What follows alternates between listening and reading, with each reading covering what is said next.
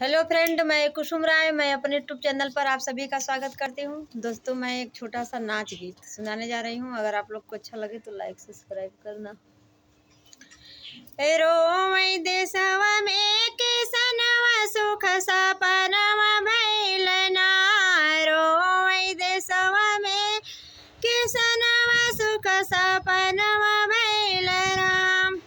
जाड़ा धूप बरसात न जाने ना सावन महीनवा हो, ना सावन महीनवा। जाड़ा धूप बरसात न जाने ना सावन महीनवा हो, ना सावन महीनवा। काम करत रहे चाम मोर सुख गए, धूमिल भैल नयनवा काला पड़ गए बदनवा सुख सपनवा भइल ना।